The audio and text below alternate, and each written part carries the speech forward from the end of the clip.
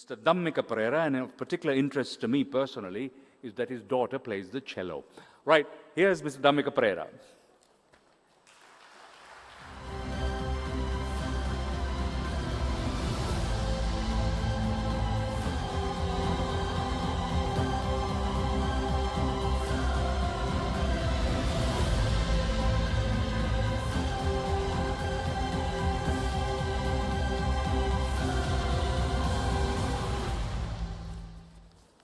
Good afternoon. President of CA Sri Lanka, Mr. Lasantha Wickramasinghe, Vice President, Mr. Jagat Pereira, past presidents, council members, distinguished invitees, and my dear chartered accountants.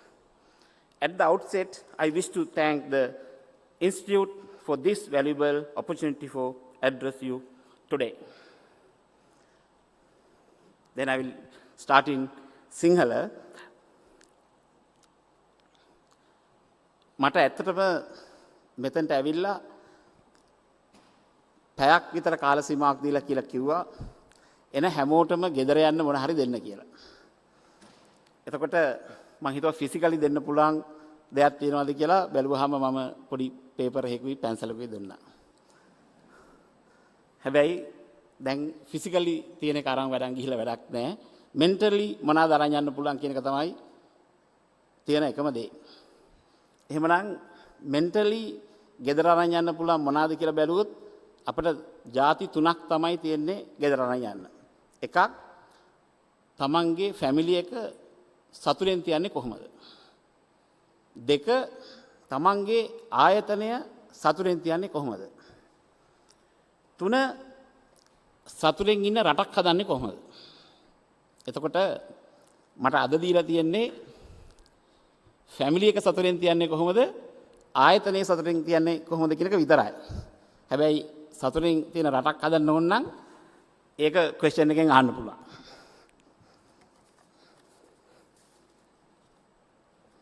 එතකොට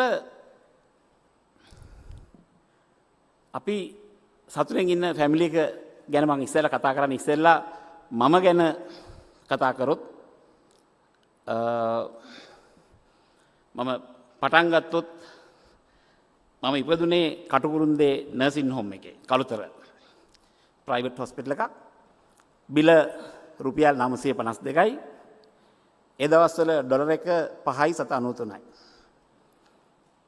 1967. එතකොට එතන ඉඳලා මම කියන්නම් මගේ ජීවිතේ සමහරක් දේවල් ගොඩක් කෙටියෙන්. මගේ පහේ ශිෂ්‍යත්වයේ මම පළවෙනි එක ෆේල් වුණා. ෆේල් වුණාම හැමෝටම පුදුම හිතුණා මේක කොහොමද උනේ කියලා. හැබැයි බලන් ගියාම පේපර්ස් දෙකෙන් එක පේපර් එක විතරයි ලකුණු අරන් තිබුණේ. හැබැයි ඒකේ ලකුණු කරෙක්ට් කරලා එනකොට දෙවනි එකට සුමානයයි. ඉතින් ඒකින්ද මම හිතන්නේ මාව එතනදිම පොඩ්ඩක් ඩිස්කරේජ් කරා ඒ පැත්තට. ඊට පස්සේ මම ඒකම අවුරුදු 11 දී එක සල්ලි හැදුවේ කොහොමද කියලා හෙව්වොත් අවුරුදු 11 දී මම ගෙදර තිරිච්ච වට්ටක්ක පැලයකට පෝර ටිකක් දාලා මගේ නම ගහලා මේක මගේ කියලා අයිඩෙන්ටිෆයි කළා. ඒක මම කරගෙන ඒක ගෙඩියාවට පස්සේ මම විකුණන්න හදන දවසේ අම්මා කිව්වා නෑ නෑ ඔයා එළවලු විකුණන්න බෑ. ඉතින් ඒක අපේ ෆැමිලි එකටත් හරි නෑ මේක එහෙම විකුණන්න දෙන්න බෑ කියලා. අපේ තාත්තා කිව්වා නෑ. ඊට පස්සේ අම්මා so many reasons දුන්නා මේක විකුණන්න එපා කියලා. තාත්තා කිව්වා නෑ ඔයාට වටාක කන්න ඕන නම් තාත්තා පුතාට විකුණන්න පුළුවන්. තාත්තා සල්ලි දීලා ගෙනවා. එතකොට මට තේරුණා මම එතකොට තමයි කල්පනා කරේ ඇයි මේ මිනිස්සු දුප්පත් වෙලා ඉන්නේ මට අවුරුදු 11 දීම වටක්ක එක වවලා මට තාම මතකයි රාත්‍රල් 16ක් තිබුණා රුපියල් 8ක් හම්බුණා. ඒ දවස්වල ප්ලැටිනම් පෙට්ටියක ගාණ රුපියල් 8යි. එතකොට මට එදා තමයි තේරුණේ මිනිස්සු ඇයි දුප්පත් මේ වගේ සිම්පලි සල්ලි හදන්න පුළුවන් ක්‍රමයක් තියාගෙන ඇයි දුප්පත් වෙලා ඉන්නේ. මොකද අපේ පන්ති වල ළමයි ගොඩක් දුප්පත් අය ඉන්නවා. ග්‍රේඩ් 5 වල ඉතින් ඉන්නකොට. ඉතින් ඇත්තට මට හිතා ගන්න බෑ ඇයි මේ මිනිස්සු මේ විදිහට දුප්පත් වෙන්නේ කියලා. හැබැයි එදා ඉඳලා මට එච්චර සල්ලි හදන එක ගැන එච්චරම ප්‍රශ්නයක් කරගත්තේ නෑ මම එදා ඉඳලා. ඒ කියන්නේ මට අවුරුදු 11යි වයස. ඊට පස්සේ මම මොරටුව යුනිවර්සිටි එකේ NDT ඉලෙක්ට්‍රිකල් ඇන්ඩ් ඉලෙක්ට්‍රොනික් කරේ. මට ඒ වෙනකොට එතන කටුබැද්දේ විශාඛා කියන හෝටලේ අයිතිය තිබුණා. එතකොට මගේ වයස අවුරුදු 19යි. එතන ය රවුන්ඩ් අබවුට් එකේ හැරෙන තැන කටුබැද්ද හන්දියේ විශාඛා හෝටලේ මම කුලියට අරගෙන ඇරියා. එතකොට මගේ ළඟ 40ක් වැඩ කරනවා. ඉතින් ඒ යුනිවර්සිටි මම යනකොට මගේ එතන ඉස්සරහ හන්දියේ තියෙන ඒ විශාඛා හෝටලේ 40ක් වැඩට හිටියා. මම හිතන්නේ මට කවුරුත් රැග් එහෙම දීපු එක්කෙනෙක්වත් නෑ මම හිතන්නේ. කවුරුත් මට කිව්වේ නෑ එහෙම එකක්වත්. මට රැග් එකක් ගැන කතා කරන්නවත් ආවේ නෑ. මොකද හැමෝම මාව දන්නවා. ඊට පස්සේ කිව්වොත් 1996 මම හිතන්නේ ගොඩක්ම අය ඉන්ට්‍රස්ට් ඇති ෂෙයා මාකට් එක ගැන දැනගන්න කොහොමද ඉගෙන ගත්තේ කොහොමද කියලා මට ඒතර මම ලයිෆ් එකේ මගේ ගැන කියලා මම ඊට පස්සේ එන්නම් ප්‍රසන්ටේෂන් එකට 1996 එක දවසක් බාට්ලිට් එකේ CEOයි මම අඳුරන තව අංකල් කෙනෙකු අපේ ගෙදර ඇවිල්ලා කිව්වා මට ෂෙයා මාකට් එකට සල්ලි දාන්න කියලා. ඉතින් මං කිව්වා හරි හොඳයි. ඉතින් කොහොමද ඒ දවස්වල 18% බැංක් ඉන්ට්‍රස්ට් එක. ඉතින් මං කිව්වා 18% හම්බෙනවා නම් කිසි ප්‍රශ්නයක් නැහැ නේ සල්ලි දාන්න පුළුවන්. කිසි ප්‍රශ්නයක් නැහැ. ඕන තරම් අය හම්බ කරන අර මේවා කියලා කිව්වා. ඉතින් මං කිව්වා හරි එහෙනම් කිසි ප්‍රශ්නයක් නැහැ. අපි හෙට උදේම වැඩේ පටන් ගමු. කියලා කිව්වහම මං කිව්වා මිලියන් එකක් නෝ අපි මෙතනට ආවේ at least 100 million නත් බලාගෙන කිව්වා. ඉතින් මං කිව්වා 100 million වලට 18% හැදුවත් එකයි මිලියන් එකකට 18% හැදුවත් එකයි දෙක is my pilot project. මොකද මට කිසිම understanding එකක් නැහැ share market එක ගැන. ඉතින් එහෙනම් කොහොමද මම ඒතර ඕගොල්ලන්ව trust කරලා 100 million දෙනවද? නැත්නම් මම මේක pilot project එකක් කරලා මං දෙන්නම් මට අවුරුද්දකින් විතර ඉගෙන ගත්තට පස්සේ මට 100 million එක problem එකක් නැහැ කියලා. ඒකම කිව්ව නෑ මගේ ලෙවල් එකට මට 100 මිලියන් එකක් එෆෝඩ් කරන්න බෑ. මම මගේ ඉන්න පොඩි බෝයි කෙනෙක්ව දෙන්නම් කියලා මිස්ටර් පෙරත් එක ඩීල් කරන්න. ඉතින් මං කිව්වා ඒත් කමක් නෑ. ඉතින් මට කවුරු වුණත් එකයි. මොකද මටත් ඕනේ දැන් මේක ඉගෙන ගන්න කියලා. ඒ ගමන බාට්ලිට් එකේ අදත් ඉන්නවා සුජීව උදේ මට කතා කරලා කිව්වා මිස්ටර් පෙරේරා මට CEO කතා කරලා කිව්වා මෙහෙම ඉන්වෙස්ට්මන්ට් එකක් 1 මිලියන් විතර අපි දාලා කරමු කියලා. ඕ මං කිව්වා පොඩිනේ. ඉතින් ඒකින්ද මට 1 බිලියන් එකක් දෙන්න බෑ. මම මට 300,000 එකක් දෙන්නම් කියලා. මොකද පොඩි කෙනෙක් එක 1 මිලියන් දාන්නත් බයනේ. ඉතින් අපි ඒ 1 මිලියන් එක 300,000 වලට ඇවිල්ලා 300,000 1996 හැමදාම උදේ මොන හරි ෂෙයාර්ස් 100ක් 200ක් ගන්නවා. මම ওই කම්පැනි තියෙන 220 මේ දවස්වල තිබ්ච ෂෙයාර්ස් අරන් තිනවා. හැබැයි අරන් තියෙන ෂෙයාර්ස් 100යි. 100ක් ගන්නවා, හවසට විකුණන්න බලනවා, උදේට විකුණන්න හදනවා, ඊට පස්සෙන්දට විකුණන්න හදනවා. කොහොම හරි කරලා මට තාම මතකයි ලක්ෂ 3ට 100ට එකමාර ගානේ මාසෙට 4500ක් හම්බ කරන්න ඕනේ. සුජීව හැදුවේ රුපියල් 2000යි. දැන් 2500ක් පාඩුයි. ඒකන මම සුජීවට කතා කරලා කිව්වා සුජීව දැන් ඔයාගේ සීවොත් කිව්ව ඔක්කොම කිව්වා 18ක් හදන්න පුළුවන් කියලා මොනක්වත් බෑනේ මේ 2000නේ හැදුවේ කියලා. නෑ අපි මේ මාසේ 4500ක් හදමු කිව්වා. මං කිව්වා නෑ එහෙනම් අර දැන් ඉතුරු වෙච්ච ටික තන තව 2500ක්. මට 4500ක් හදලා හරියන්නේ නෑ අපි 7000ක් හදන්න ඕනේ කියලා. දැන් ඉතින් 7000ක් හදන්න දෙන්නත් එක්ක වැඩ කර හිටියා. එතකොට මේ විදිහට ඇත්තටම මම අවුරුදු 4ක් 7-5ක්වත් වැඩි නොකර ඔය සුජීවත් එක්ක ලක්ෂ 3කින් මුළු ෂෙයා මාකට් එකේ තියෙන හැම එකක්ම අරන් තියෙනවා. ඉතින් එතකොට මම ඒකයි කියන්නේ. ඒ කියන්නේ කොච්චරවත් අය සමහරක් අය කියන අපිට ෂෙයා මාකට් එකේ ඉගෙන ගන්න විදිහක් නෑ, දන්නේ නෑ. ඒ මොනක්වත් වැඩක් නෑ. මම දාලා තියෙන ලක්ෂ 3යි. ඉතින් එතකොට ඕනම එක්කෙනෙකුට මොන හරි දෙයක් කරන්න ඕන නම් ඒකේට කරන්න පුළුවන් විදි තියෙනවා. මොකද තමන් ඒ වෙලාවේ සල්ලි දැම්මද පස්සේ දැම්මද කියන එක නෙමෙයි. තමන්ගේ නොලෙජ් එක තමයි ෆයිනලි මේ ඔක්කොටම වඩා වටින්නේ සල්ලි නෙවෙයි. මම දකින දේ තමයි සල්ලි වලට වඩා නොලෙජ් එක තමයි වටින්නේ කියලා. ඉතින් එතකොට හැබැයි ඊට පස්සේ මගේ කොච්චර නොලෙජ් එක තියෙනවද කියලා ඊට පස්සේ මට බැංකු අරවා මේවා ඔක්කොම ඇවිල්ලා මට තාම මතකයි NDB බැංකුව උදේ මම වෝඩ් ප්ලේස් එකෙන් ගෙදර ඔෆිස් යනකොට කෝල් එක දුන්නා. විනාඩි 20යි මම අහන ප්‍රශ්න ඔක්කොටම උත්තර ටික දුන්නා. රුපියල් 26 ගානේ මම 10%ක් ගත්තා. මට එතකොට මිලියන 450ක් 500ක් කියන එක එච්චර එහෙම ප්‍රශ්නයක් නෑ ටෙලිෆෝන් කෝල් එකෙන්. හැබැයි මට 1996ත් ඒක ප්‍රශ්නයක් නෙවෙයි. හැබැයි මම සල්ලි දාලා නෑ ඒ විදිහට. මොකද මම දන්නේ නැති බිස්නස් කිසිම එකක සල්ලි දාන්නේ නෑ මම. මොකද මට නොලෙජ් එකක් නෑ. හැබැයි මට නොලෙජ් එක තිබුණාම ඕන තරම් සල්ලි දාන්න පුළුවන්. මම හිතනවා දැන් මම කැපිටල් ගේන්ස් ඒ වෙලාවේ හදපු වෙලාවේදී බැලුවා මේ මිලියන 450ට මම හිතන්නේ over බිලියන් රුපීස් ප්‍රොෆිට් එකක් ආවා. ඉතින් ඒ වගේ ලයිෆ් එකේ පොඩි දේවල් තමන් ඉගෙන ගත්තේ නැත්නම් තමන්ට මං හිතන්නේ ඒතර මට 1996 වෙනකන් ෂෙයා මාකට් එක ගැන එච්චර නොලෙජ් එකක් නැහැ. තාම අවුරුදු 20යි. 96 ඉඳලා 2016 වෙනකන් මේ 20 විතරයි තියෙන්නේ. හැබැයි PhD එකක් කරනවා වගේ අවුරුදු 4ක් සම්පූර්ණ ෂෙයා මාකට් එක ගැන ඉගෙනගෙන තියෙනවා.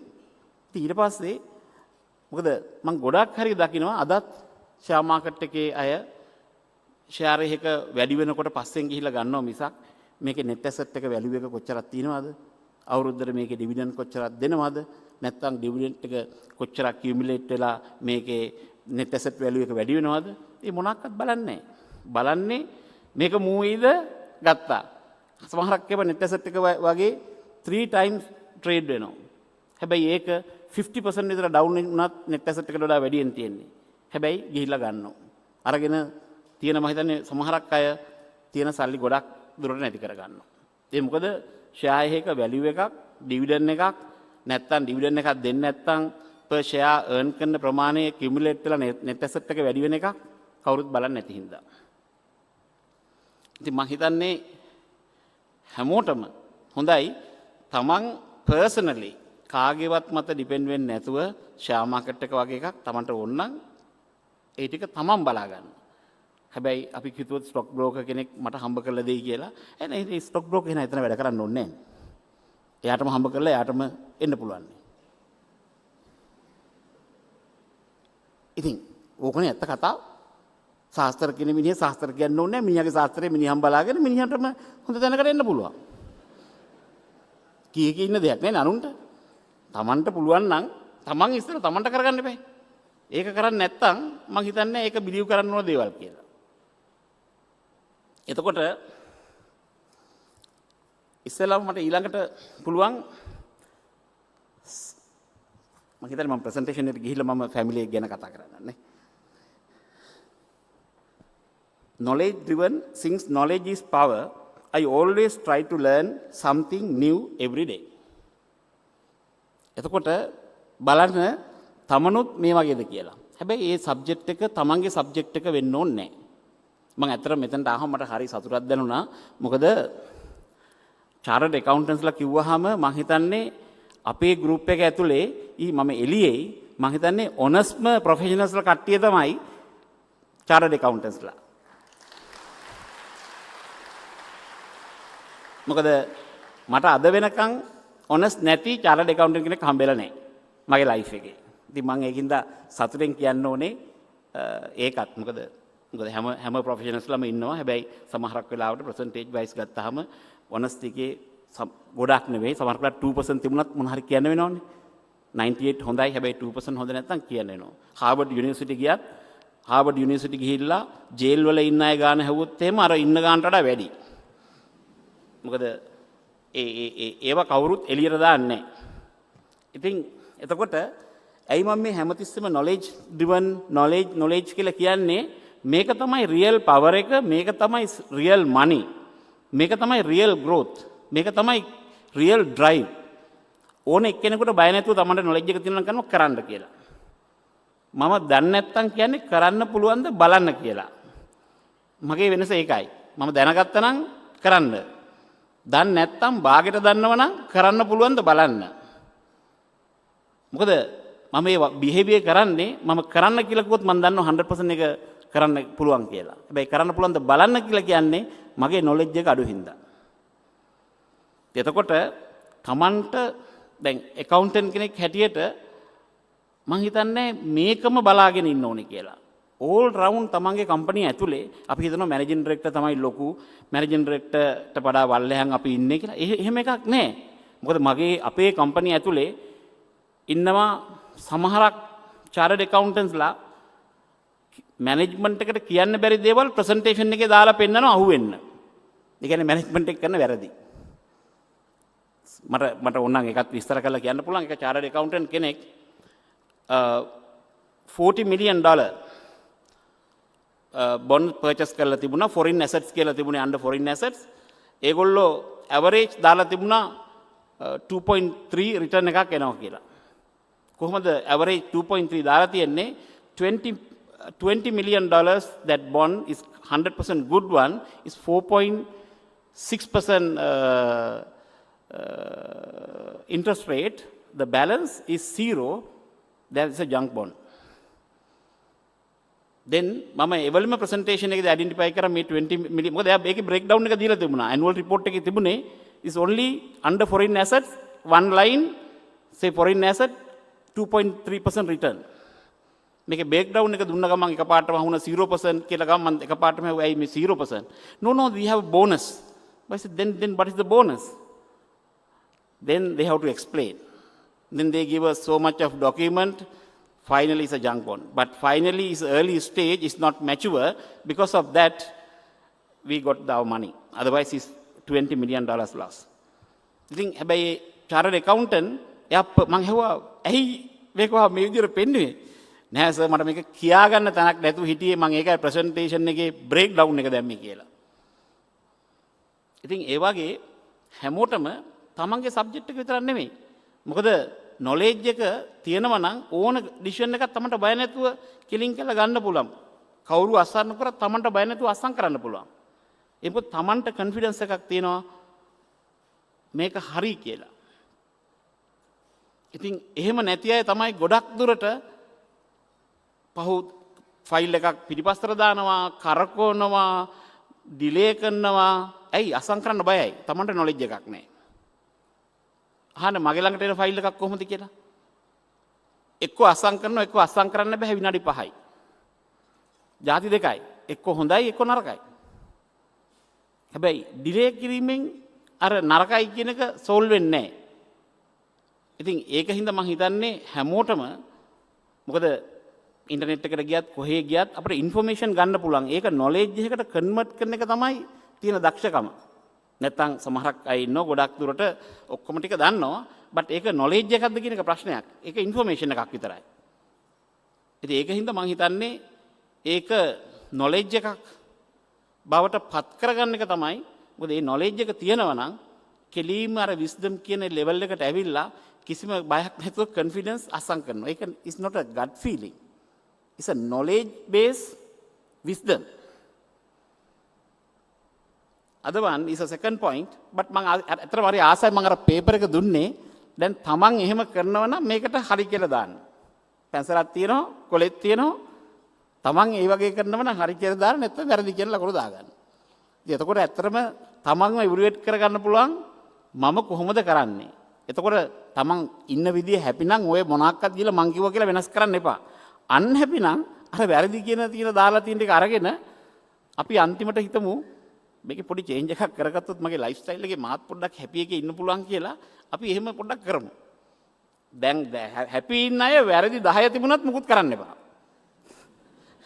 මොකද මං ආස නැහැ හැපි ඉන්න එක ඩිස්ටර්බ් කරන්න.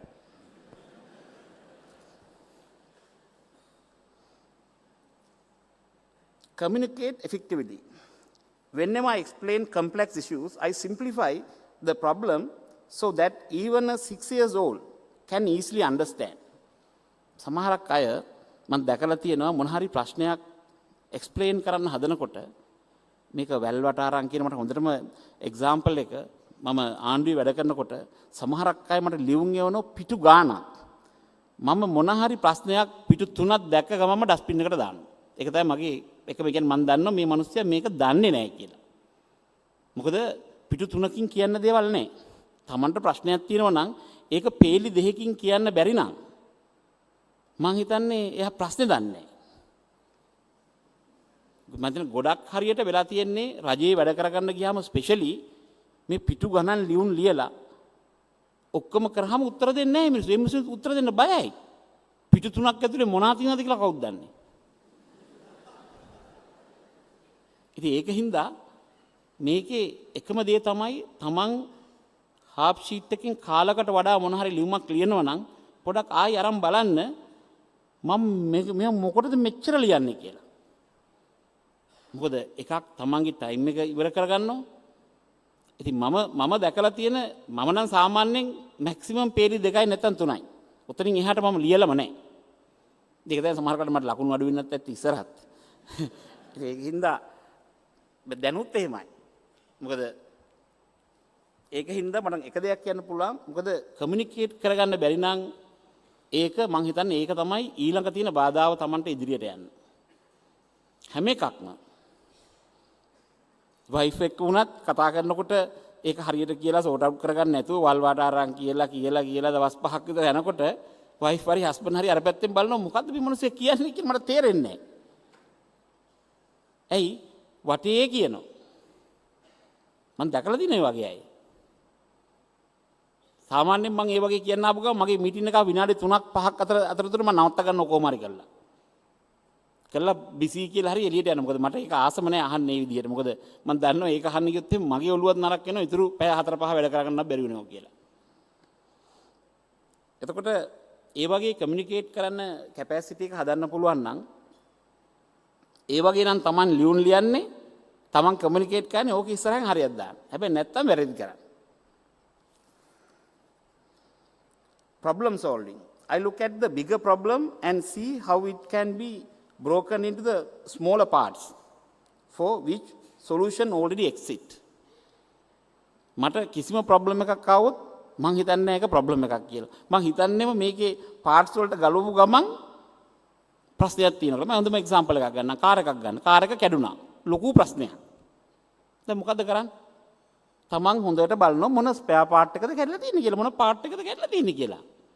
ඒතර ඒ පාර්ට් එක බැලුවහම ඒක හොයාගත්තාම කාර් එක නෙමෙයි කැඩලා තියෙන්නේ පාර්ට් එක කැඩලා තියෙන්නේ. හැමෝම කියන්නේ කාර් එක කැඩනවා කියලා. කාර් එක කඩන්න බෑ.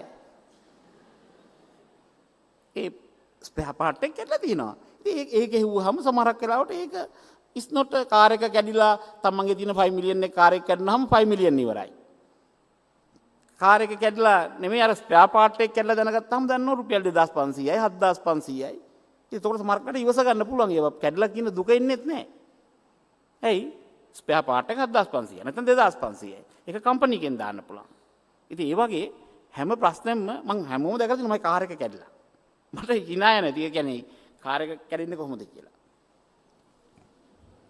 ඉතින් ඒ වගේ අපි මේ ලොකු ප්‍රශ්නයක් ආවහම මේක ස්මෝලර් ප්‍රොබ්ලම්ස් වලට කඩන්නේ කොහොමද කියලා තමන් ඔය වැඩේම කරනවා නම් දාන්න ඒ පැත්තට හරියක් නැත්නම් වැරදි කියලා දාගන්න.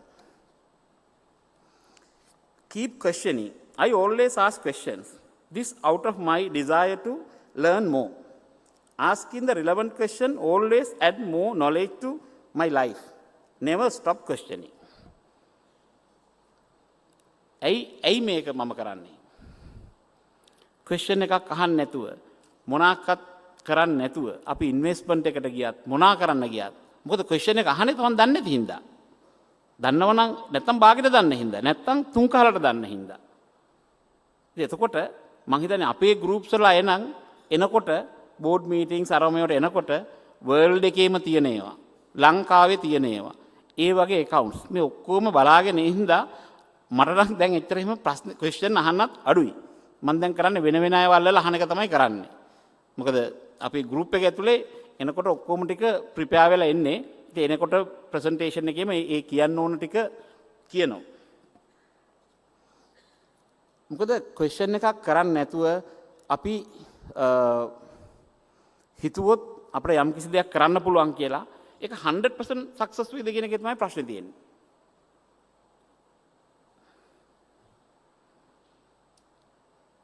getting it right. Right timing, right people, right direction, and the right place for important factor to me, especially when starting a new projects. දැන් අපි ගමු right timing කියලා. මම පොඩි example එකක් දෙන්න. අපිට අද සිකුරාදා next Tuesday මොන හරි සැලඩ් එකක් කන්න ආසාවක් හැදෙනවා. next Tuesday. අද වැඩ කරන මිනිස්සුන්ට කිව්වොත් මහත්යර හරි නෝනට හරි next Tuesday දවල්ට සැලඩ් ටිකක් හදන්න කියලා සැලඩ් එයිද බත් එයිද? ෂුවර් මොකද වැඩ කරන මිනිස්සුන්ට කැපැසිටි එකක් නැහැ. ඒක මතක තියාගෙන ඉඳලා next Tuesday වලට සැලඩ් එක හදන්න. එහෙනම් අපි දැනගන්න ඕනේ එක්කෝ සඳුදා හවසට මේ සැලඩ් එක ගැන කතා කරන්න. නැත්තම් අඟහරුවාදා උදේට මේක කියන්න. මොකද ගෙදර ඉන්න සර්වන්ට් කොලේක ලියාගෙන එයාට බෑ මේක කරන්න. ඉතින් එතකොට ටයිමින් කියන එක හරි ඉම්පෝටන්ට් මොන හරි සක්සස් වෙන්න. සමහරක් අය කියන්නේ මං කිව්වා. නෑ මං කිව්වා කියලා හරියන්නේ නැහැ. වැඩේ වෙලා නැහැ.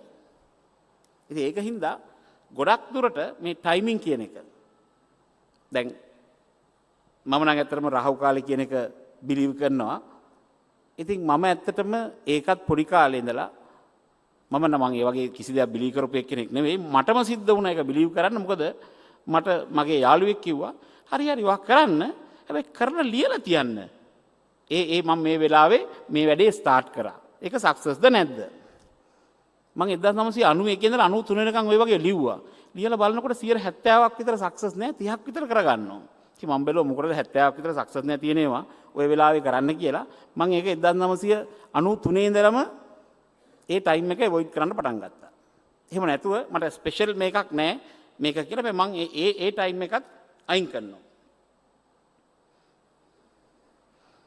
right people තමන් මොන හරි කරනකොට එතන හරි මිනිස්සු නැත්තම් දැන් මට එක්සැම්පල් දෙකක් විතර කියන්න පුළුවන් මගේ ලයිෆ් එකේ ෆේලියර්ස් වල හරි මිනිස්සු නැති කමින් ඒ දෙක වහන්න උන. හැබැයි මම දන්නවා බිස්නස් එක වැරදි නෑ.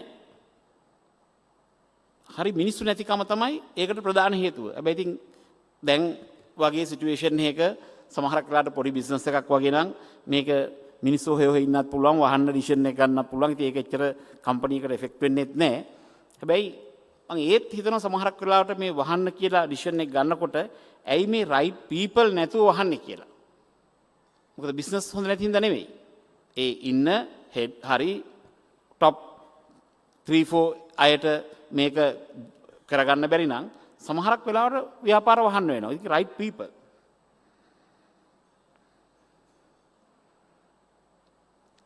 right direction. දැන් අපි right direction and right location කියලා ගත්තොත් එහෙම මම දැකලා තියෙනවා ගොඩක් දුරට සමහරක් ව්‍යාපාර පටන් ගන්නවා වැරදි තැන. මොකද එහෙම කියන්න හේතුව දැන් අපි ඉන්ඩස්ට්‍රි එකක් වගේ දැන් අපි කියමුකෝ මම පස්සේ කියන්න යාපනය ගැනත්. හැබැයි දැන් යාපනයේ වගේ තියෙන ෆැක්ටරි එකක් ගැහුවොත් එහෙම ඒකේ ටෙම්පරේචර් එක එතනම 38ක් 40ක් විතර වෙනවා. ඉතින් තව 4ක් විතර වැඩි වුණාම 44ට විතර නගිනවා. ඒතර අපි වැරදි ලොකේෂන් එකක් චූස් කරොත් මම මේ නිකන් ටෙම්පරේචර් එක විතරක් කිව්වොත් මම අනිත් ඒවා ඩීටේල් කියන්න පුළුවන්. මම මේ කියන්නේ නිකන්. හැබැයි ඒ වගේ දැන් මිනිස්සු පුරුදු වෙලා තියෙනවා even the factories මේ 23-22 degrees වගේ තියෙන තැන් වලට move වෙන්න world එකම. දැන් එක්සැම්පල් එකක් ගත්තොත් බැංගලෝර වගේ සිටි එකක් ඉන්දියාවේ ටෙම්පරේචර් එක 21ක් වගේ තියෙන්නේ. දැන් ගොඩක් යුරෝපියන් ජර්මන් කම්පනීස් move වෙනවා එතනට. මොකද රීසන් එක is a location and the same climate is good. employees ලට එච්චර කරදරයක් නැහැ. ඒ වගේ හින්දා. ඉතින් ඒ වගේ හින්දා ලොකේෂන් එකත් මේකේ හරි important. Setting high standard. My recipe for success is to raise the bar whenever I reach my goal, establishing the benchmark for the rest of the industry. අපි යම් කිසි තැනකට ආවට පස්සේ අපේ බායක අපිම උඩට ගෙනියන්නේ නැත්නම් අපි එක තැනම පල් වෙන්න වෙනවා. ඒක හින්දා මම හිතනවා අපි ඔක්කොම කම්පනීස් වල අපි ඒ බායක හැමතිස්සෙම රේස් කරනවා පුළුවන් තරම් උඩට. ඒකට හැබැයි ගෝල් එකක් දෙනවා, ස්ට්‍රැටජි එකක් දෙනවා. ඒ ඔක්කොම දීලා බායක කරාට පස්සේ අපි හිතනවා අපි හැමදාම ඒක අචීව් කරනවා. අපිට එහෙම මං හිතන්නේ අපේ ගෲප් එක ඇතුළේ නම් ඒ වගේ ප්‍රශ්නයක් තියෙනවා කියලා. මොකද මං හිතන්නේ දැන් මම ප්‍රසන්ටේෂන් එකේ දැක්කා 5% tax ගෙවනවා කියලා. ඒ වගේම තමයි chartered accountants ලාගෙනුත් 5% ඉන්නේ අපේ group එකේ. 113ක් ඉන්නවා අපේ group එකේ ඇතුලේ chartered accountants ලා. ඒ කියන්නේ 5%ක්. ඒකේ tax වලද chartered accountants ලාද එහෙම කියලා ප්‍රශ්නයක් නැහැ. හැමතැනම 5% ඉන්නවා. මං හිතන්නේ ට්‍රේනින් ගත්තොත් එහෙම 200 ගාණක් ඉන්නවා මේ ට්‍රේනිස්ලා. මං හිතන්නේ ඒක 5% වලට වඩා වැඩි. ඉතින් ඒ හැමතැනම ඒවා මැච් වෙනවා. එක තැනක ටැක්ස් විතරක් ගෙවලා නැහැ. chartered accountants ලා ගත්තත් 5% group එක ඇතුලේ ඉන්නවා. එතකොට දැන් අපි ස්ටෑන්ඩඩ් කතා කරොත් මම ගොඩක් දුරට දැකලා තියෙන දෙයක් තමයි අපි මේ කන්ස්ට්‍රක්ෂන් එකක් හරි මොන හරි පර්චේසින් වලදී අර ස්ටෑන්ඩඩ් කියන එක ඉස්සෙල්ලාම අපි පර්චේස් කරනකොට බලන්නේ. දැන් එක්සැම්පල් එකක් ගත්තොත් සමහරක් තියෙනවා දැන් බ්‍රෑන්ඩඩ් බඩු කිව්වොත් කොහොම කරත් ඒගොල්ලෝ ඒ ස්ටෑන්ඩඩ් එක තියලා තමයි මේ ප්‍රොඩක්ෂන් එක කරන්නේ. ඒතර බ්‍රෑන්ඩඩ් බඩුවක් එක්ක තව එකක් කම්පෙයාර් කරනකොට සමහරක් වෙලාවට මම දැකලා තියෙනවා මේ පොඩි වැරද්දක් වගේ දකින්නේ. මොකද accountants හැමතිස්සෙම හිතන්නේ නෑ මේ දෙකෙන්ම එක වැඩේනේ වෙන්නේ කියලා නෑ. දැන් මම හොඳ එක්සැම්පල් එකක් ගන්න. රොසෙල් බාත්‍යා වගේ එකක් ගත්තොත් ඕන කොටේෂන් එකක් ගත්තොත් වැඩි. හැබැයි ඒ වැඩි ප්‍රමාණය ඒ ප්‍රොඩක්ට් එක ඇතුලේ එම්බෙඩ් කරලා තියෙන්නේ. මොකද එක්සැම්පල් එකක් ගත්තොත් ප්ලෂින් මෙකැනිසම් එකේ ඉඳලා සීට් කවර් එකේ ඉඳලා ඒකේ ග්ලේස් එකේ ඉඳලා ඒකේ ට්‍රැප් එක ග්ලේස් කරලා ඉතින් ඒතර 4000 rupees 5000 rupees එකක් අපි ඇඩිෂනල් ඉන්වෙස්ට් කරලා තියෙන්නේ බ්‍රෑන්ඩ් එකට. ඉතින් එතකොට දැන් කවුරු හරි කිව්වොත් නෑ බාත්රූම් ෆිටින්ග්ස් ගත්තොත් නෑ ටිකක් රොසෙල් එක පොඩ්ඩක් වැඩි කියලා නෑ වැඩි තමයි. හැබැයි සේම් ඒ ස්ටෑන්ඩඩ් එක තියාගන්න අපි ඒ ඉන්වෙස්ට්මන්ට් එක දාලා තියෙනවා. හැබැයි එතකොට දැන් ගොඩක් අය බලුවොත් නෑ ඒක 4000 rupees වැඩි. ඒක හින්දා ඒක නෙමෙයි මේක ගන්න කියලා මං හිතන්නේ ඒ ඩිසිෂන් එක හරි කියලා. එක්සැම්පල් TV බ්‍රෑන්ඩ්ස් නැතිව තියෙනවා. හැබැයි හොඳ බ්‍රෑන්ඩ්ස් තියෙන TV තියෙනවා. පොඩ්ඩක් වැඩි. හැබැයි අරගෙන බලන්න මොකද වෙන්නේ කියලා. අරක 10 years විතර කිසි ප්‍රශ්නයක් නැතුව තියෙනවා. අරක 2-3 years යනකොට ලෙඩ දෙන්න පටන් ගන්නවා. ඉතින් මේ හැම එකකටම තමන් පර්චේසින් කරන එකයි තමන් ප්‍රොඩක්ෂන් කරන එකයි දෙකම මම හිතන්නේ ක්වොලිටි දේවල් වලට යන්න වෙයි. මොකද ඒ ඉම්පැක්ට් එක කම්පැනිගේ බොටම් ලයින් එකට ඉම්පැක්ට් එකක් නෙවෙයි. ප්‍රොඩක්ෂන් එකේදී ඉම්පැක්ට් එකක් වුණොත් ඒක රිකවර් කරගන්න ඕනේ කස්ටමර්ගෙන්. මොකද අපි ඒ ක්වොලිටි එක ඇචීව් කළා. ඉතින් මම ඒ ස්ටෑන්ඩඩ් එක ගත්තොත් high standard කිව්වහම not only the goals even the quality. The prioritizing work is another aspect of my daily routine. I identify the most important tasks and work around those priorities. I focus on activities that drive the greatest results and ignore the rest. මගේ life එක ගැන මට කියන්නලා තියෙන්නේ මම එතකොට සමහරක් දේවල් මට කරගන්න බෑ. හැබැයි මම ප්‍රයොරිටයිස් කරලා ඒ ලොකු ටික මම කරගෙන යනවා. ඉතින් ඒක හින්දා මම හැමතිස්සෙම මම ඇත්තටම කිව්වොත් ගොඩක් දුරට ෆ්‍රී එකේ ඉන්නේ. මොකද්ද ප්‍රයොරිටයිස් මොකද්ද සයිස් එක මේ ඔක්කොම බැලුවාම මම ඒකයි කියන්නේ টොප් ලෙවල් එකට ආවහම තමන් too busy නම් මම හිතන්නේ කොහේ හරි තැනක වැරද්දක් කරනවා ලයිෆ් එකේ. මොකද තමන්ගේ හැමතිස්සෙම පල්ලෙහා තමන්ට ඕන තරම් වැඩ කරගන්න පුළුවන් අය ඉන්නවා. තමන්ගේ තියෙන රෙස්පොන්සිබිලිටිස් ටික බෙදලා දෙන්න පුළුවන්. දැන් මට හොඳම එක්සැම්පල් එක තමයි මට BOI එකේ චෙයාර්මන් හැටියට බාරගත්තට පස්සේ මට ගවර්න්මන්ට් එකේ ඉන්න টොප්ම ගවර්න්මන්ට් සර්වන්ට් කෙනෙක් කෝල් කරලා කිව්වා ගවර්න්මන්ට් එකේ වැඩ කරන්නේ 500 rupees උනත් ගවර්න්මන්ට් money be careful. මම ටෙලිෆෝන් එක අරගෙන ආපු ගමම්ම කරේ තියෙන ඔක්කොම ටික පල්ලෙහාට බෙදලා දුන්නා මේක ඕගොල්ලෝ සයින් කරන්න කියලා.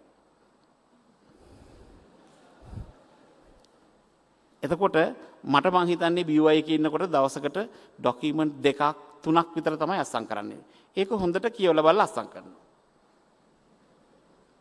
ඉතින් එතකොට මම හිතන්නේ මම ගොඩක් අය දැකලා ඇති මම මගෙත් එක්ක වැඩ කරන විදිය මගේ ළඟ කිසි ෆයිල් එකක් නැහැ මොනාක්වත් නැහැ මොකද රෙස්පොන්සිබිලිටිස් ටික පල්ලෙහාට දීලා තියෙන්නේ රෙස්පොන්සිබිලිටිස් දෙක දීලා පල්ලෙහාට තමන් අයිස් ගහනවා කියන එක නෙමෙයි කියන්නේ තමන්ට ස්ට්‍රැටජි එකක් ප්ලෑන් කරන්න පුළුවන් තමන්ට ඕන තරම් හිතන්න දේවල් තියෙනවා ඉතින් ඒ වගේ තමන්ට පුළුවන් දේවල් තියෙනවා දැන් මම මේ දැන් වෙනකොට ඔෆිස් කොම්ප්ලෙක්සස් ගැන පොඩ්ඩක් වැඩිපුර ඉගෙන ගන්නවා ඉතින් ඒක තුළ A ක්ලාස් බිල්ඩින් ලංකාවේ කීයක් තියෙනවද කියලා අහුවාම ඉතින් මම අහුවා A ක්ලාස් කියන්නේ මොකද්ද?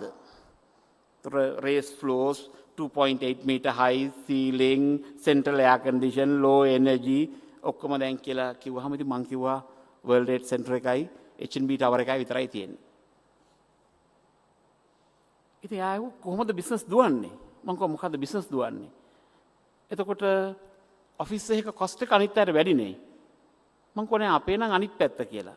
ඒ කියන්නේ A ක්ලාස් බිල්ඩින් එකක ඉන්නකොට ප්‍රයිස් එක වැඩි කියලා. ස්ක්වෙයාර් ෆූට් එකට රුපියල් 300යි. There's something wrong. No, but normally is අනිත් එක තමයි expensive කියලා. ඉතින් මං හෙව්වා ඒ කොහොමද? No, that different shape, house, පොඩි columns මේ ඔක්කොම තියෙනකොට දැන් ගිහලා හොඳට කැල්කියුලේට් කරලා බලන්න. තමන් කොච්චර ස්ක්වෙයාර් ෆූට් එකකට රෙන්ට් එකක් ගෙවනවද ඒක ඩිවයිඩ් කරන්න එම්ප්ලොයිස්ලා ගානේ. ෂුවර් එකටම ස්ක්වෙයාර් ෆූට් 100කට වඩා වැඩියෙන් ගිහිල්ලා ඇති. එක්කෙනෙකුට. තමන් ළඟ වෙනම සිකියුරිටි බිල් එකක් ගෙවලා උදේට දෙන්නයි හවසට දෙන්නයි වෙනම සිකියුරිටි බිලක් වෙනම ඇති. වෙනම ලයිට් බිල් ගෙවනම ඇති. මේ ඔක්කොම ගෙවුවාම එක්කෙනෙකුගේ ගාන අර A ක්ලාස් බිල්ඩින් එකක ඉන්නට වඩා වැඩි. ඒතර කොහොද දැන් අපේ කට්ටිය දැන් චාර්ටඩ් ඇකවුන්ට්ස් වල ඔක්කොම ඉන්නවා දැන් කොස්ටිං හොඳට කරනවා ඔක්කොම කරනවා මේක බලලා දිනවද නැහැ හැබැයි මමත් මේ ළඟදී තමයි දැනගත්තේ ඒක මම එච්චර දුරට අපිත් හිතන්න ගියේ නැහැ දැන් හැමෝටම ගාන දන්නවනේ වර්ගාඩි 100යි වර්ගාඩි 100 නම් World Trade Center එක වගේ රුපියල් 300 නම් රුපියල් 30000යි එක ළමයෙකුට කොස්ට් වෙන්න පුළුවන් ඉතින් සිකියුරිටිත් ඒකේ ඇතුලේ ඉන්බිල්ට් එයාර් කන්ඩිෂන් එකේ චිල් වෝටර් ඉන්බිල්ට් පොඩි ඉලෙක්ට්‍රිසිටි බිල් එකක් එනවා රුපියල් 33000කින් විතර කව වෙනවා. දැන් ගිහලා හදලා බලන්න තමන්ගේ ආයතනේ එක එම්ප්ලොයි කෙනෙකුට ඉන්න ස්පේස් එකටයි ඉලෙක්ට්‍රිසිටි බිලුයි සිකියුරිටි බිලුයි දාලා බලන්න ඔය රුපියල් 33000ට වඩා වැඩියෙන් එනවද ෂුවර් එකට. මම පයිලට් ප්‍රොජෙක්ට් එකක් හැට අපේ තැන් දෙක තුනකට කෝල් කරලා නම්බර්ස් ගත්තාම ඒක 350කට 400කට යනවා. sorry 35000ක් ලක්ෂ 40000ක් විතර වෙනවා. එතකොට දැන් අපි efficiency එක ගැන කතා කරනවා. දැන් ලංකාවේ බිල්ඩින් දෙකයි තියෙන්නේ A grade A class building.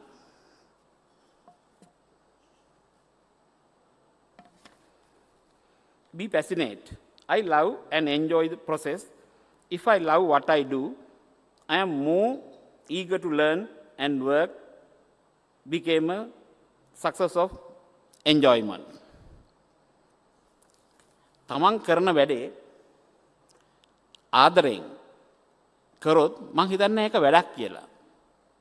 මොකද තමන්ට පැවරලා තියෙන රාජකාරිය තමන් මං අර ඉස්සෙල්ලා කිව්වා වගේ දෙන්න පුළුවන් අයට දීලා මොකද ඔය මෙතන ඉන්න මං හිතන්නේ ඔක්කොම උඩ ඉන්න අය චාර්ටඩ් ඇකවුන්ටන්ට් කෙනෙක් කිව්වොත් තමන්ගේ පල්ලෙහා අඩු ගානේ 20ක් 25ක් හරි මිනිමම් ඉන්නවා ඇති. ඉතින් ඔක්කොම රෙස්පොන්සිබිලිටිස් ටික තමන්ට දෙන්න පුළුවන් ටික දීලා තමන් ඒ ෆෝමැට් ටික දීලා ඒ ළමයා ෆෝමැට් එක හදන එනකන් ඉන්න එපා. තමන් ඒ ෆෝමැට් එක දීලා මං හිතන්නේ පොඩක් රෙස් කළා තියෙන ස්ට්‍රෙස් ඇරලා ලස්සනට ඉන්න පුළුවන්. හැබැයි ගොඩක් හරි කරන්නේ නැහැ. මම සමහරක්ලාට දැකලා තියෙනවා පහින් පත්තේ ඔෆිස් එකේ ඉන්නවා. 7 විතර නිකන් ඉන්නවා. බෑ එහෙම අවශ්‍යතාවයක් නැහැ. තමන්ගේ තියෙන වැඩ ටික බෙදලා ඔක්කොම දීලා දැම්මහම ඇයි තමන් කරන්න ඕනේ කියලා හෝල් කරන් ඉන්නේ. මට නම් එහෙම කිසිම ආසාවක් නැහැ. මගේ ළඟට එනකොට තමයි කේන්ති යන්නේ වැඩ ගන්න. ඉතින් ඒක හින්දා මම හිතන්නේ ගොඩක් අපිට ඉගෙන ගන්න දේවල් තියෙනවා. මොකද තමන්ගේ ස්ට්‍රෙස් ලෙවල් එක කොහොමද මේකෙන් අඩු කරන්නේ? මොකද අපි කවුරු ගැන කතා කරත් වැඩක් නැහැ. තමන් සතුටෙන් ඉන්නේ නැත්තම්. අපි බොරුවට තමයි කියන්නේ ෆැමිලි එක සතුටෙන් ඉන්න ඕනේ, ආයතනයේ සතුටෙන් ඉන්න ඕනේ, රට සතුටෙන් ඉන්න ඕනේ කියලා. හැමෝගෙම කැමැත්ත තියෙන්නේ තමන් සතුටෙන් ඉන්න. එහෙනම් මේකේ මූලිකම දේ තමයි තමන් සතුටෙන් ඉන්නේ කොහොමද? ඉතින් ඇත්තටම මේක සයිකෝതെරපි වගේ මේක තෙරපි එකක්. මොකද අපි සමහරක් වෙලාවට අපේම ඊගෝ එකත් එක්ක අපිම එක ලෙවල් එකක් හදාගෙන අපි එන්වයරන්මන්ට් එකට ඒ ෂේප් එක රියැක්ට් කර කර ඉන්නවා. එහෙම අවශ්‍යතාවයක් නැහැ. මොකද අපිට පුළුවන් අපේ ලයිෆ් එක හොඳට සතුටෙන් ඉන්න එන්වයරන්මන්ට් එකට හදාගන්න. ඉතින් මං හිතන්නේ ගොඩක් වෙනකොට මොකද කවුරුත් මං හිතන්නේ টොප් අය වැඩ කරන්න ඕනි කියලා මම හිතනවා කියලා. මම වැඩ වැඩියෙන් කරනවා දැක්කොත් තමයි හිතන්නේ මෙයාගේ මොන හරි ප්‍රශ්නයක් තියෙනවා කියලා. මොකද CEO කෙනෙක් වුණොත් ගෝල්ෆ් ගහලා අරවා ගහලා එහෙම ඉන්න පුළුවන්. හැබැයි දැන් සමහරක් ගෲප් තියෙනවා ඒකේ කම්පැනි 120ක් තියෙනවා නම් ඉන්න බෑ. දැන් හෙලිස් චාමනුත් ඉස්සරහා ඉන්නවා. හෙලිස් චාමනුත් තියෙන වැඩ ටිකත් එක්ක එහෙම ඉන්න බෑ. මොකද කම්පැනි 127ක් තියෙනවා. හැබැයි කම්පැනි 10ක් 15ක් තියෙනවා නම් අනිත් පැත්තට ඉන්න පුළුවන්.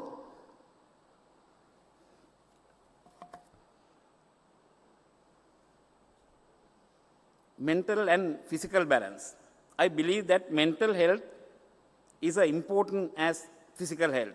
We look after the employees' mental well-being through the psychotherapy and counseling programs and train them well so they achieve a holistic balance. අපි ඇත්තටම මේක රියලයිස් කරේ අවුරුදු 4කට විතර ඉස්සෙල්ලා.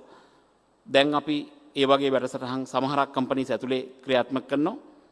මොකද කරන්නේ අපි තීරුම් අරන් තියනවා අපෙත් එක්ක ඉන්න අයව සතුටින් හොලිස්ටික් බැලන්ස් එකක් එක්ක හිටියොත් අවුට්පුට් එක වැඩි, ස්ට්‍රෙස් අඩුයි, ඒගොල්ලෝ බිහේව් කරන විදිහ වෙනස්, කම්පැනි එක දිහා බලන විදිහ වෙනස්.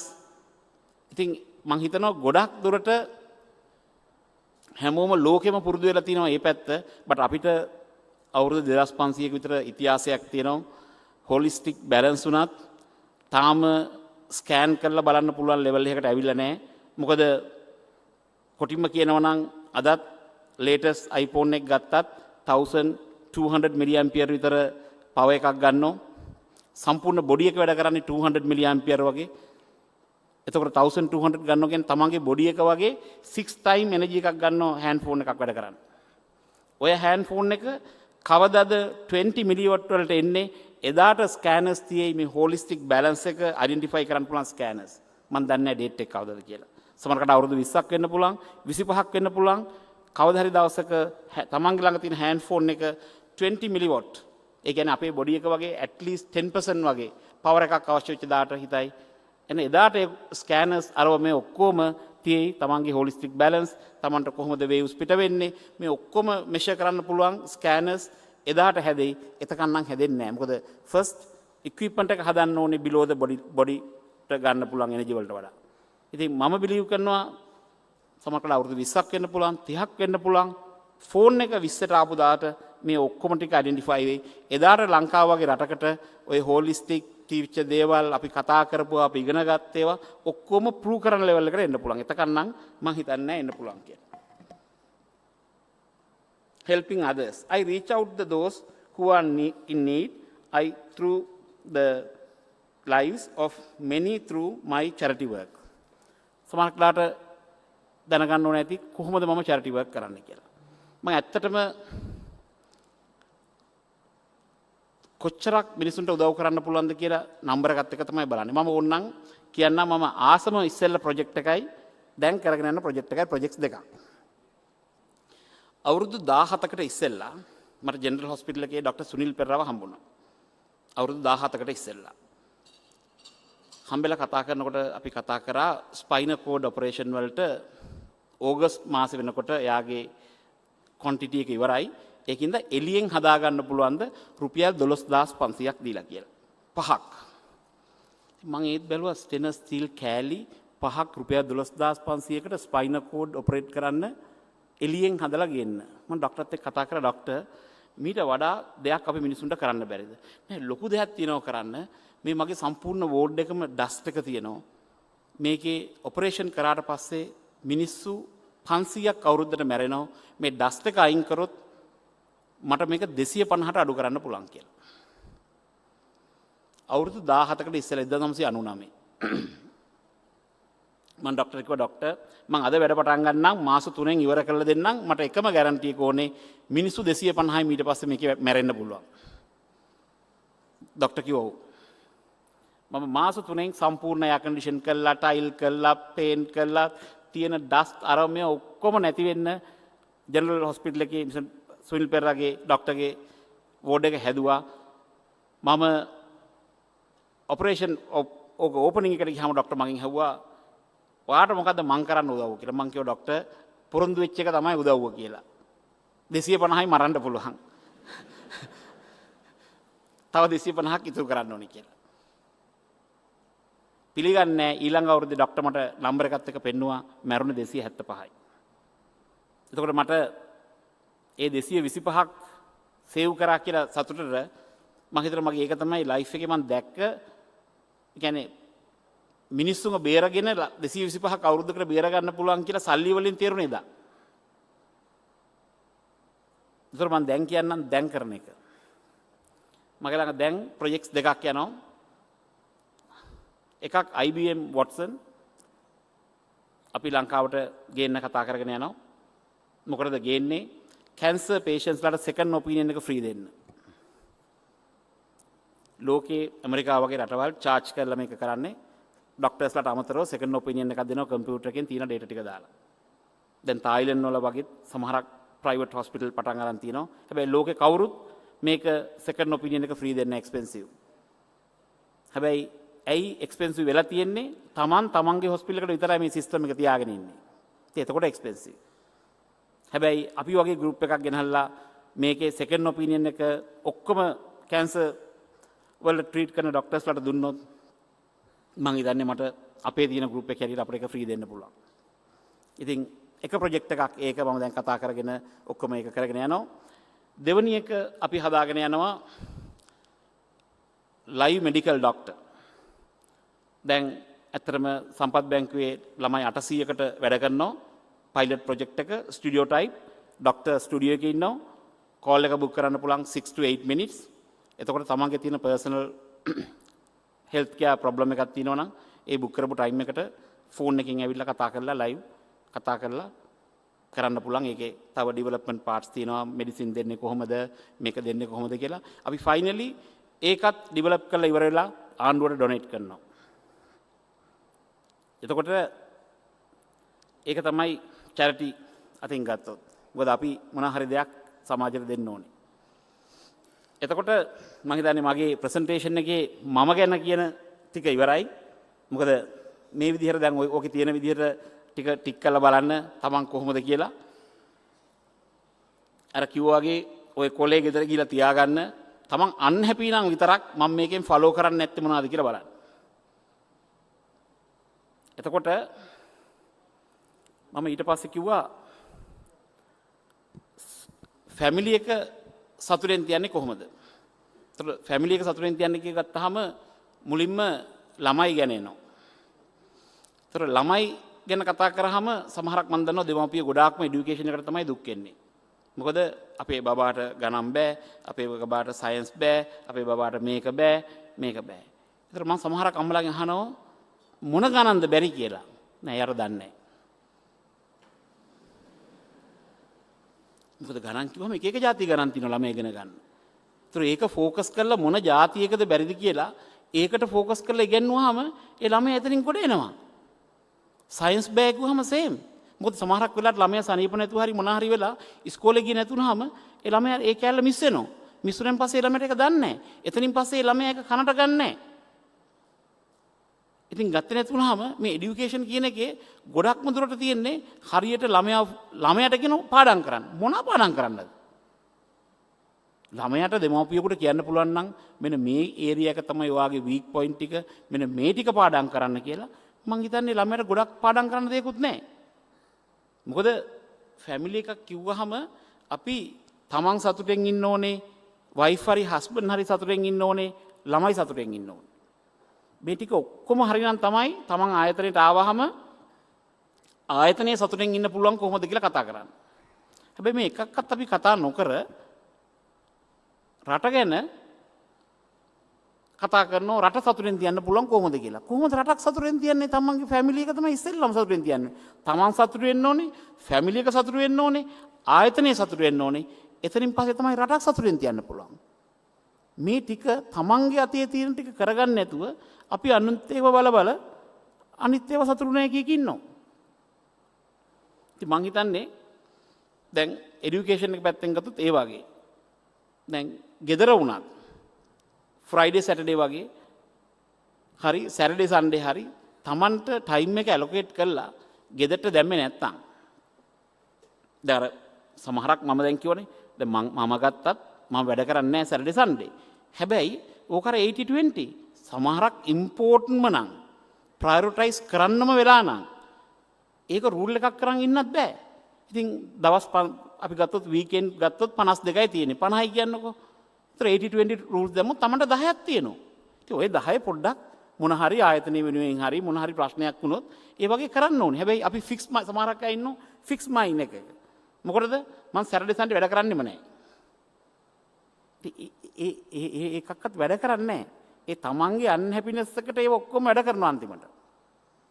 මේ ඔක්කොම සතුටු වෙන්න පුළුවන්. මොකද තමන් වගේ ලොකු අය සැටර්ඩේ සන්ඩේ කියලාම අවශ්‍යතාවයක් නැහැ නේ. අනිත් දවස්වල වුණත් ෆ්‍රී එකේ ඉඳලා ඉන්න පුළුවන්. කිසි ප්‍රශ්නයක් නැහැ. හැබැයි එකක්වත් කරන්නේ නැතුව තමන් ෆික්ස් මම අර කිව්වේ තමන්ගේ ෆික්ස් ඊගෝ එක තමන්ගේ එක ෂේප් එකක ඉන්න try කරනවා. හැබැයි ඒක uncomfortable. ඉතින් මං හිතන්නේ ඒක පොඩ්ඩක් අයින් කරගන්න වෙයි. ඉතින් මම හිතනවා යම් කිසි තා දුරට මගේ මොන හරි දෙයක් ගෙදර ගෙනියන්න පුළුවන් වෙයි කියලා හිතනවා කියලා.